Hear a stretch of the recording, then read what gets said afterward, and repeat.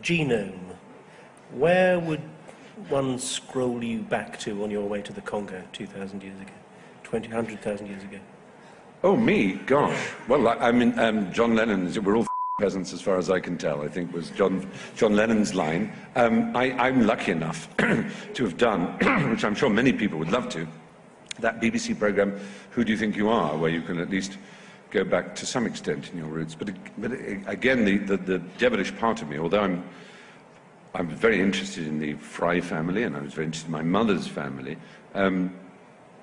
you know that old story about the invention of chess and how the emperor who had commissioned the best minds in the empire to come up with a game that was both fair, didn't give an advantage by luck, but also was complex. And this game inventor came up with chess, and the emperor said, "This is so brilliant, I'm going to give you any reward you want." And the inventor said, "Well, you see this board, it's 8 squares by 8 squares.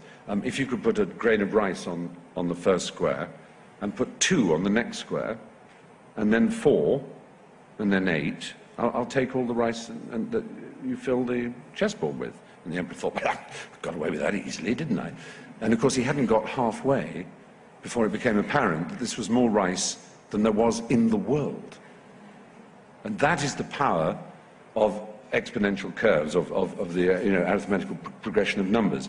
And it's the same with us and parents. We have 2 parents and 4 grandparents, 8 great-grandparents, 16, 32, 64, 128, 256, 512, 1,024, etc. Yeah, it soon becomes a gigantic number in a very short time, such that it is obvious we have, if you have any English blood in you at all, for example, choose England, then you must be directly descended from William II, if not from Henry III, a later one, because you have more ancestors going back then than the population of the country. So you must. There's no possibility that you aren't, even allowing for quite a lot of incest. And yet you meet someone who's called Bridgeworth, and they'll say, "Oh yes, there have been Bridgeworths in this part of Sussex for 200 years. And you say, well, 200 years, you have thousands of ancestors.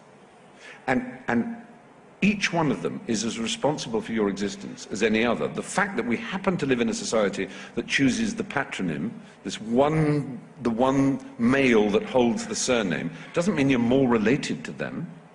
If any one of those thousands didn't exist, you wouldn't exist." Now, this becomes important in a sort of xeno-philosophical way, in an ethical way. And in fact, going back to Cambridge, E.M. Forster wrote a wonderful essay called On Jew Consciousness in the very early 30s, around the time of the ascension of Hitler and Nazism and the rather accepted face of anti-Semitism. He said, I'm not here in this essay, he said, I'm not going to argue about whether or not anti-Semitism is moral or immoral. I have my views on that, but let's just look at one side of it, about whether or not Jews are a stain and a bad thing. He said, let's take the best-known family in the world.